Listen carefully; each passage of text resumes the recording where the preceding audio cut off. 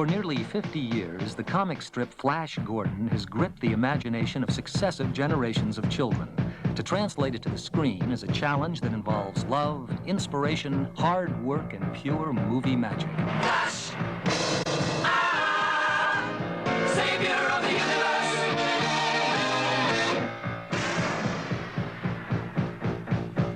Flash! He'll save every one of us! Flash!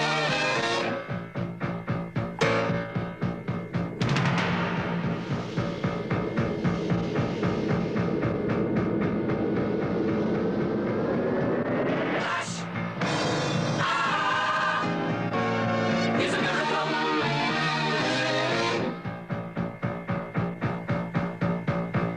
Flash! King of the impossible! He's for every one of us! Stand for every one of us! He's saving the body and every man, every woman, every child! Flash!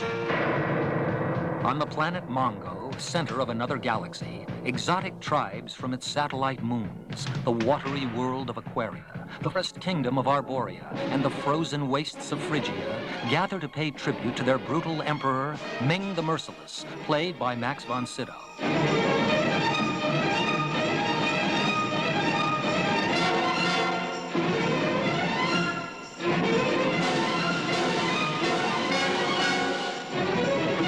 A host of names and places which may be unfamiliar unless you're a Flash Gordon fan like movie mogul Dino De Laurentiis. Yes, I started to read the Flash Gordon character when I was a kid, around 13, 14. The cartoon came up in the United States in 1931, 1930 for the first time, after the big economic depression in the United States, and the American people look for hero. And Flash Gordon was the first great American hero trying to save the world. I grew up in athletics anyway, as a footballer, and basketball and baseball and track and field, and it's helped me a great. I mean, it's obviously helped. Newcomer Sam Jones plays Flash Gordon. It had a lot to do with me getting the part, I'm sure. Other than taking my clothes off, I think that had a lot to do with it. no, it has, because Flash Gordon is in this film, he's the quarterback for the New York Jets. He is at this point. It might change later on. He might be a quarterback for some other team. The Jets better win this year. It wasn't easy, because we look around for 1 year. No star really can play Flash Gordon. And in my opinion, to use a very famous star, supposing existed this kind of a star for Flash Gordon, is a mistake. Casting Flash Gordon was only one of a million problems that faced producer De Laurentiis. Neither of their two London studios was big enough for all the extensive sets, so they also commandeered a massive aircraft hangar, 6 million cubic feet under one roof, 3 times the size of any existing film stage. Triple Oscar winner Danilo Donati was appointed production designer to give the movie its overall visual flavor. In the past, he had imposed a stunningly distinctive look to the films of Pasolini, Zeffirelli, and Fellini. Now he was faced with his most daunting task ever, to create another galaxy and costume the people of the planets.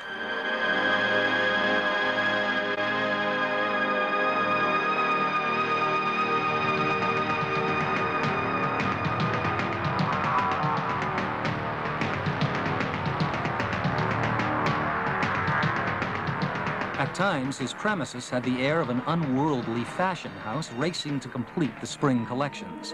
35 staff worked literally day and night to create more than 600 different costumes.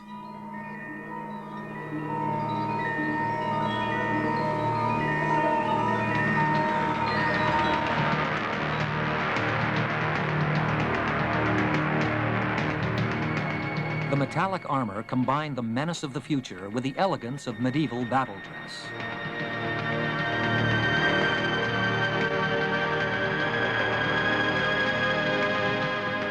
Today, special effects have to be more special and more effective than ever before, and thoroughly tested out, often at some personal risk.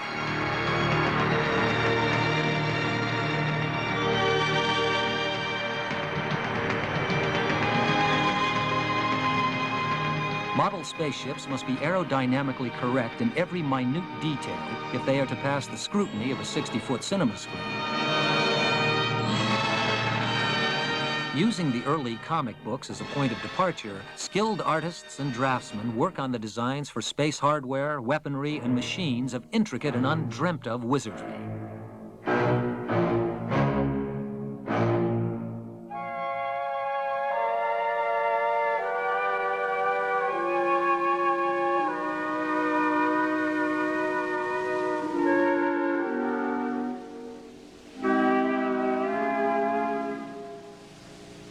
Donati's vision of the planet Mongo must be translated into tangible reality.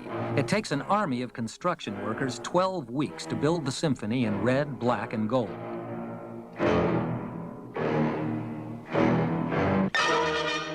At the same time, hundreds more men are engaged in the creation of the mysterious tree kingdom of Arborea.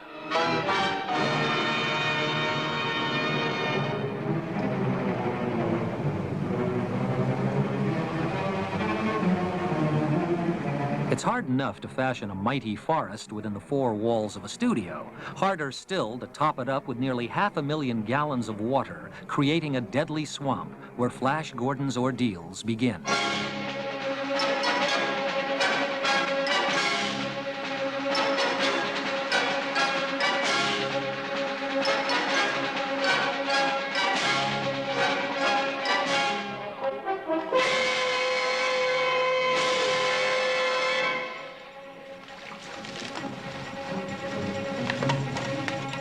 Sleep well, you traitor. We hang you in the morning.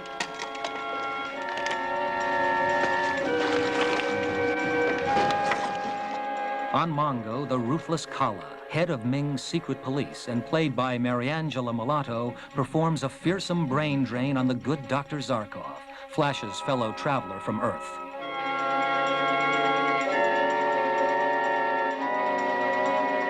Zarkov is played by Topol. As a child in Israel, he only learnt of Flash Gordon by word of mouth. Well, the cinema was in the north. I lived in the south of Tel Aviv, and it was too far for me to go. But I remember the children, or the older children, talking about it. I never saw it before. I actually never saw Flash Gordon until, a week ago. Melody Anderson, as the delectable Dale Arden, doesn't find her Mongo trip much of a rest cure either. Don't touch me! Oh, you! No, I'm a prisoner too! Damn Mongol person! The only comic book I saw was at Dino's house, and it was in Italian, so I had no idea. Buongiorno, buongiorno, Flash. That's about it. Sam Jones and Timothy Dalton, dashing Prince Baron of Arborea, are often in very real danger. Bullet is very deadly, and some pretty close calls of actually ripping each other's flesh off in the filming. But when you learn how to use something, you know exactly the distance apart.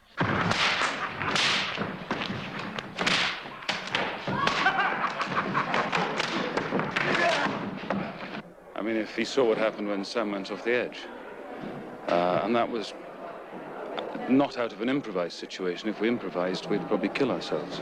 Stand there, Sim shouts, you bastard, and Sam can then control himself to get the whip, Sim. Knives up, please. Knives up! All knives. So Tim's and Sam's get all knives up, right? Big feet. All right. Please. No, boys. Not long.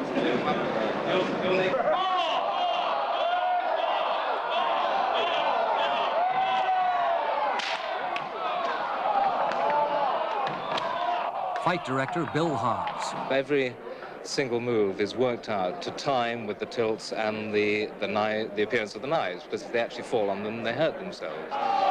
So it's quite complicated putting it all together.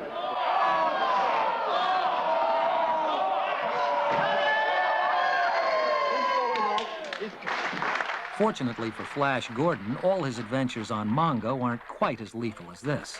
Sort of the all-American guy that any farmer would trust with his daughter. Yeah, that's how I look at it. He's very athletic. He's a leader of men. Everybody looks up to him. Why don't they team up and overthrow him? Team up? What does that mean? Maybe I'll show you sometime. Well, I'm playing Voltarn, the king of the Hawkmen. Brian Blessed. And his kingdom is the Sky City. It's a wonderful, bizarre city in the sky. And I really, a very volcanic person, enormous, passionate fella, tremendous kind of temper. Director Mike Hodges. It is a comic strip, and therefore they are pretty one-dimensional. And by having good actors, I think it sort of just adds flesh and blood to it, and you sort of feel that they've all got a past and they've all got a future. And of course they crack all the jokes. I've heard everything, you know. I'm Voltan, fly me.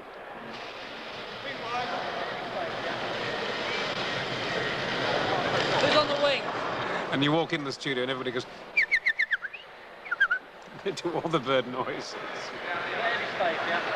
You think for a long time in the film that he's really a big baddie, but he's really got a great heart, and in the end Gordon becomes a great hero and does a final big battle with Flash against Ming. And Mike Potter's wing seems to be in trouble now.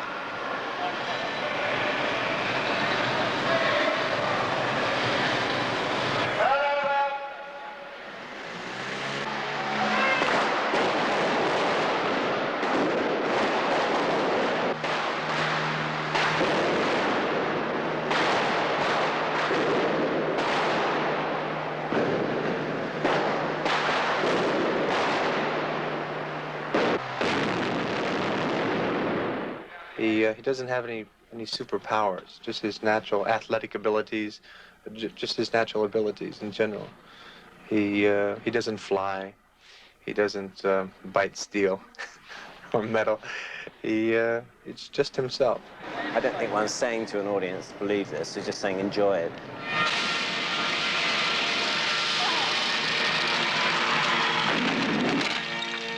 What appears effortless on the screen is, in fact, a carefully planned blend of graphics, front and rear projection, animation, and complex studio reconstruction. According to the traditions of the Flash Gordon comic strip, which still has a daily worldwide following of 40 million people, our hero may manage to survive the perils of Mongo. But there's always the danger that his implacable enemy, Ming the Merciless, will have the last laugh. I'm not sure that I am killed. I think I have somewhere a secret trick which might give me a chance to return.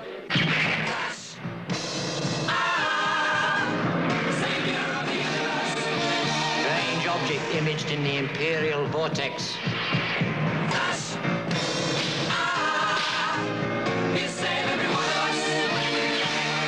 Remove the Earthwoman. Prepare her for our pleasure. Don't kill him yet, Father. I want him.